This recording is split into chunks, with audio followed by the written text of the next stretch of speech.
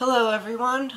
So yeah, doing something a little bit different than in my previous videos today. Instead of, sitting in a chair, I just decided it would be a lot more comfortable to just sit Indian style on my living room floor. So that's what I'm doing. Just FYI, you may see a cat or two or three potentially come into view. I'm not really sure. They like to roam and do, whatever the hell they please, more or less. So, yeah, I mean, they're cute either way, so, nothing to get too upset over unless you're an animal hater, and if you are, fuck you. Um, anyway, today, I'm going to be talking about a more universally relatable subject, I guess, than, my previous videos up to this point. Pretty much just, coming out and talking about my transition. Today I'm going to be talking about stress, basically. Stress management, how to deal with, all the unwanted negativity in your life, how I personally cope with it. So I'm actually going to start by, I have, a very high stress level essentially in my life. I feel like I'm coping with it pretty well at this particular time. There's a lot going on. So, I mean, these videos have really been an outlet for me, too. So I'm just going to take a couple minutes here to vent and explain to you, the shit that's going on that's, that I'm personally coping with right now. It's basically two major things, but they are causing a lot of stress. First of all, you have my car. So I'm not going to get into the whole story because it is kind of a long story, but for a good while now, I actually haven't had a car. I've been sharing one with my roommate, and it has kind of caused, a lot of unwanted strain on our relationship. And I really do love her to death.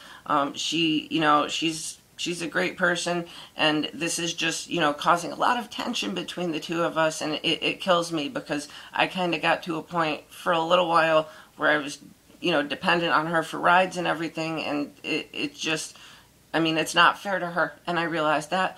But anyway, I finally got a car about 2 weeks ago, and within a week and a half of owning it, it was a, stick. My first time learning how to drive stick. The clutch died.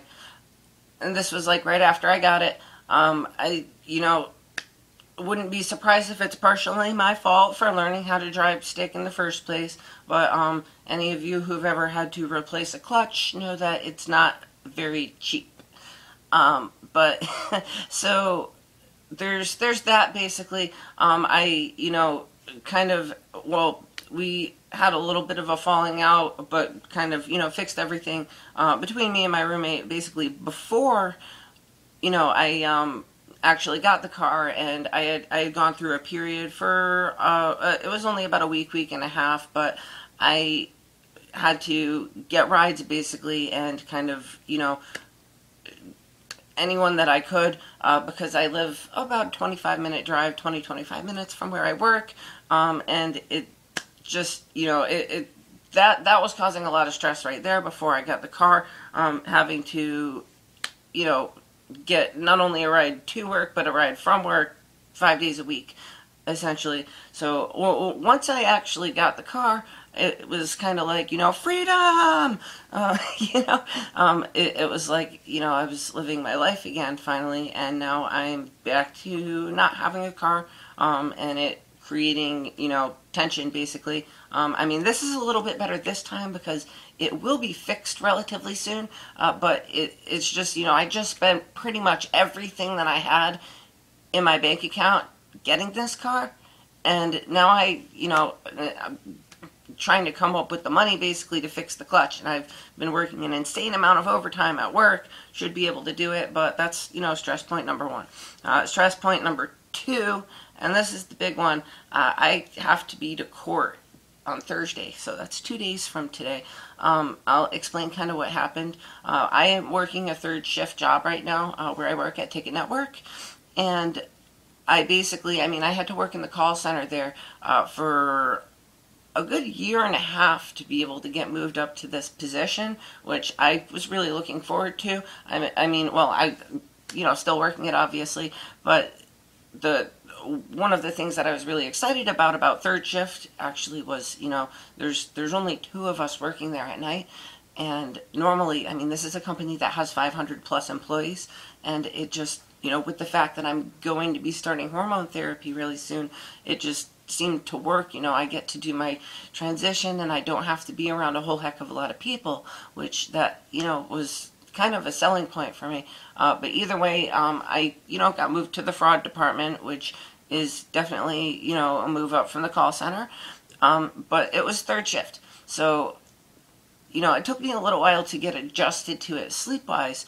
The first, well, this was actually the third day, second day maybe, second or third day that I was working third shift. I was, basically dead tired. I had an appointment that I had previously scheduled and I had to go to, and it cut through the middle of my sleep. So I basically was going, 48-hour period. I had gotten maybe like 3 hours of sleep. And I was driving home from my shift at work, and I started falling asleep at the wheel. And this is something that's never happened to me before. So I, it kind of was just like, and you have to keep in mind too, I'm sorry, I was driving my roommate's car. And this is kind of, I think, what started to cause a lot of the tension. But either way, I was driving, I started falling asleep at the wheel, and I don't know what came over me. It was such a stupid decision, but instead of pulling over and calling someone like I should have, I was like, you know what, I'm only 3 exits from where I need to go. I'll keep going.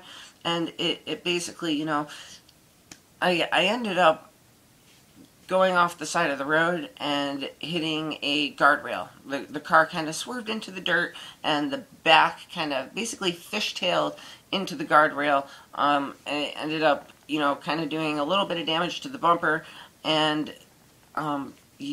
there's a tail light that kind of got smashed a little bit too.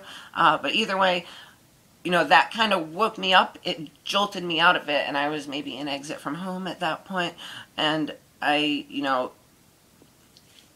continued to drive home, which this was kind of the second point. Stupid of me. I should have called someone, and I didn't. So I continued to drive. I was doing fine at that point, actually, because I had woken myself up. I got off the exit. I actually got literally like 2 minutes from my house, and there was just an entourage of police officers waiting for me. And they were like, super aggressive too. They pulled me out of the car. They probably thought I was drunk or something like that. Threw me on the ground, and I was totally out of it too, like, completely zonked from not getting enough sleep. So this is part of, the reason why I made bad decisions.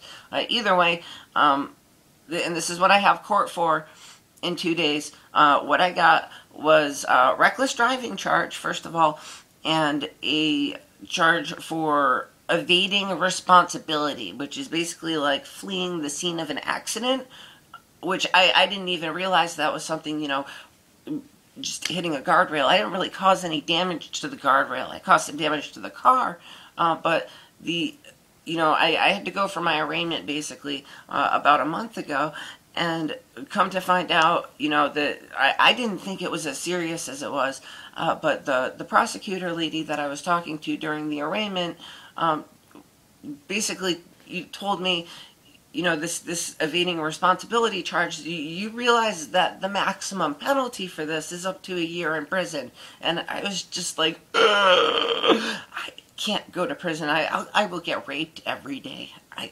can't go to prison. But she basically said, that is kind of something that's reserved more for people that actually hit someone else and drive off, hit a person and kill them and drive off, which, that would be on top of like a manslaughter charge. They'd probably be in jail for a long time. But she basically told me, you're probably not going to go to prison. There is the possibility that your license may get suspended, but they have a program that you can sign up for, and, if the judge thinks that you deserve it, it's called accelerated rehabilitation, and it's basically kind of like a driver retraining type thing, and they reserve it for people that, have never had something like this happen before, which I've never fallen asleep at the wheel before. So, I'm just going to go in there and I'm going to tell them my story, and I'm gonna hope for the best. I mean, I really hope that I get this accelerated rehabilitation, because this whole, license suspended thing is just totally gonna fuck my life up. And I just, I have my fingers crossed. And for all of you out there following my videos, I mean, please, cross your fingers for me, or pray, or whatever it is that you do. I don't really believe in God, but either way, send the good juju my way, because I really need things to, start getting better as far as like the driving situation is concerned. Regardless of whether my clutch is fixed on my car, if I get my license suspended, I mean, I know in Connecticut at least, you can get a pass so that you can drive back and forth to work, but it's really going to mess things up as far as my transition's concerned, because I'm not going to be able to make it to my electrolysis, and I'm not going to be able to see my therapist. So anyway, that's what's going on in my life right now. It's very stressful, and I'm trying to just keep a positive outlook. And basically, I mean, personally, okay, so I do have a very, high threshold for stress management. I've always been able to cope with it really well. And I'm going to explain to you guys, basically what I do to kind of make the stress go away. Just because I know, even though, most of you out there, aren't going through the same thing as me, there is, stress is just a way of life. And sometimes it can be like, too much. Like what I'm going through right now is almost too much. But okay, so what you really have to do is, people always say, like, things will get better, things will turn around, that's the way of life, just, keep doing your thing and things will get better. And I'm here to say that that isn't always the case. Things do get worse sometimes. Life is kind of like a yo-yo. Basically, it goes up and down. My life is yo-yoing like fucking crazy right now. You just have to keep doing. And that's the important thing right there, is that, you can say, things will turn around, things will get better, but if you let yourself fall into a rut and you don't do anything, nothing is going to get better. It's just going to stay the way it is. So what you really have to do is just, push yourself to keep pushing forward and to be strong. And what I do personally is I distract myself. I am very, very good at distracting myself. So, especially right now with things being as stressful as they are, I have a handful of hobbies, and, well, I mean, I have my art too, that, I basically will just pour myself into the things that I'm good at. And, it's positive in more ways than one, because not only am I, basically, well, with my art, creating beautiful things that are coming out of all of this frustration in my life, but, I'm also, like, say, hula hooping is another thing that I'll do when I'm really stressed out. And, that's another thing, the more you practice, the better you get. So, and this is just going out to anyone that has, like, an unwanted amount of stress. Don't let it get to you. You just have to ignore it. I mean, you can't let life make you its bitch. It needs to be the other way around. You need to be like, what up, life? Fuck you. I'm gonna just, keep doing what I'm doing.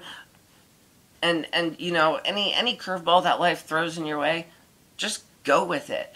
I mean, I have so much going on other than just, all of the car nonsense in the court. I mean, I just came out to everyone like 2 weeks ago, and I mean, it's actually, I've had like an overwhelmingly positive reaction, which I love you guys so much. Thank you so much for the support. But it's created a lot of family issues too, which is another point of stress for me. And I just, I really will pour myself into my art, and that's, kind of my outlet. But, anyone can find an outlet. It doesn't have to be art. Maybe it could be cooking.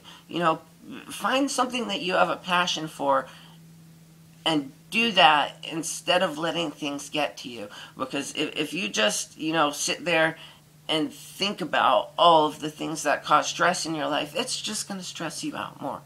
And I mean, that is the worst possible thing that you can do when things are really getting to you, is to dwell on them. Just, do what you have to do to just get them out of your mind, clear your mind. I mean, meditating is another good thing too. I mean, that would definitely help you to clear your mind. But the best thing for me, and I think it honestly would work for a lot of other people, is to just find something that you have a passion for and run with it and just say, whatever, I don't care how stressful my life is right now, I'm going to keep doing what makes me happy, and you may end up creating some beautiful things out of it. But I can give you guys an example of that, a little bit of storytelling time real quick too. And this is, real true life stories. Well, this is a time in my life that was incredibly stressful. I was finishing up my last semester at MCC, and I was going full-time at that point. More or less, I was kind of busting my ass. I was doing, I think, 6 classes a semester or something like that, just to finish up and get my associate's degree. And I, had moved back temporarily into my parents' house, which this would be the 3rd time, I think, that I moved back in there. And I've been, it's been a rocky road with me and my parents, definitely since I graduated high school. I mean, I moved out when I was 19, and I've been back and forth. I mean, came back there a couple times, but I try to, stay away from there and live my life as much as I can. Either way, we had an agreement, basically, that, I wanted to finish up and get my associates, and I wanted to go full-time, because that was the only way for me to get the financial aid so that I didn't actually have to pay for my classes. They wouldn't do it for part-time. So I was basically to finish up the end of everything. I had two more semesters of the full-time. Well, I only had, because I had been going part-time for a very long time at that point. So, anyway, my parents were letting me stay there rent-free, as long as I maintained, as long as I stayed on the dean's list, which I was, and as long as I was going full-time. So, anyway, I got, about halfway through my last semester, and I'm not going to get too into the details, just because I know my family probably wouldn't appreciate it, but I, basically ended up getting kicked out. And this was, at this point, the 3rd time that I had been kicked out of my parents' house. So you would think that it wouldn't faze me, really, but this was, I just had so much going on and so much on my plate at that time that I didn't know what to do. I had to find a place to live really quick, and I was only working part-time. I was delivering pizza about 20 hours a week, so I was barely making any money, and, had to figure something out. Anyway, I ended up moving in with my friend Elliot, who, he lived in an apartment kind of right down the road from the college, and there were a bunch of other, college students that lived there. It was kind of almost like a party house. But either way, I got this bedroom that was like a little tiny glorified closet, and it was $250 a month, which was the cheapest rent that I've ever had. I didn't really like living in a closet so much, but I mean, I had to do what I had to do at that time, and the rent was right. So, yeah, I, got to that point. This was a really stressful time for me, because it was just like, I was doing really good in school, and all of a sudden, I have to find a place to live, and it's like, get out of my house right now. So I had to do what I had to do, and I ended up moving in, to this apartment with all of these, partiers, basically, which I had kind of outgrown that phase at that point. But, I ended up doing that. I ended up finishing my semester with A's, and I ended up, it was such a struggle because I was barely making any money. I lived off of pretty much, rice and beans for the entire rest of that semester, and it was killing me, because I just, it was going from, not having to pay any rent, not having to worry, to all of a sudden I have to focus on, trying to work a little bit more if possible, and trying to juggle, 6 fucking classes at the same time, and these were, you know, mostly art classes too, so it was just a huge, like, buttload of work that I ended up doing. And what I did was, you know, I just ignored all of the stress. I just poured myself into my art, which is what I was doing at the time. And I actually can show you guys, because the stuff's right in the room, right here. This painting right here was one of the ones that I did, and these are actually the ones that I'm showing you are, like, in my opinion at least, two of the best oil paintings that I've ever done. And you know, if it wasn't for, like, that crazy stress level, I may have not had the drive or the inspiration to keep pushing forward. So this is the first one, and then these, you know, flowers back here, this is the second one. And these are, you know, I made these when I was at one of my most stressed out points in my life, more or less, and I just find that, honestly, you know, it may sound kind of silly, but when you are at wit's end, you really do, you know, the frustration can turn into inspiration, and you can create beautiful things out of it. So just, I mean, I'm going to end the video on that note, because I've been talking for about 20 minutes now, but, you know, basically, never let life get the best of you. I mean, you know, when things are at their worst, take your frustration and turn it into something beautiful. I mean, we all have the power inside of us to do it, and, you know, everyone has the ability to cope with stress. You don't need to go down dark roads.